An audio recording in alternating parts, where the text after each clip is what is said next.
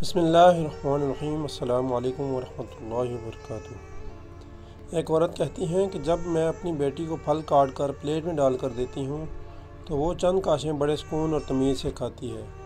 پھر جب اس کا پیٹ تھوڑا بھر جاتا ہے تو وہ پھل کے ٹکڑوں سے کھیلنے لگ جاتی ہے اور پلیٹ میں انہیں گھماتی رہتی ہے۔ کچھ مزید کھا لینے کے بعد وہ پھل کو مسلنا اور اپنے چہرے پہ پھیرنا شروع کر دیتی ہے، اور بھوک مکمل مٹ جانے کے بعد مجھے بچی ہوئی ساری کاشیں اور ٹکڑے جا بجا بکھرے ہوئے ملتے ہیں۔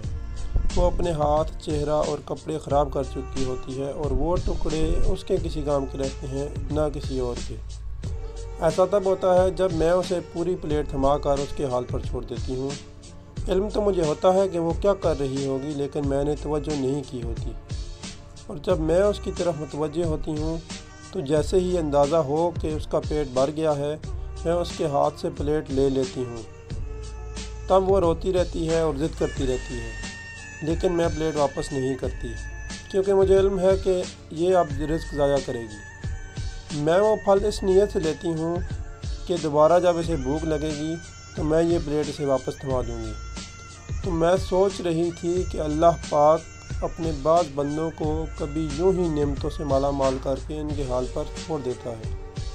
وہ مال و دولت کی فراوانی میں بھٹک جاتے ہیں اور نعمتوں کو یوں ضائع کرنے لگ جاتے ہیں کہ دنیا و آخرت تباہ کر بیٹھتے ہیں، اور بعض کو اللہ پاک ان کی ضرورت کا رزق عطا کرتا ہے۔ جب ضرورت نہ ہو تو ان کا ہاتھ تنگ بھی کر دیتا ہے۔ انسان چاہے روتا رہے، اللہ مناسب وقت آنے سے پہلے اسے وہ چیز نہیں دیتا، کیونکہ وہ جانتا ہے کہ بغیر ضرورت کے ملی ہوئی چیز کی کوئی قدر نہیں ہوتی۔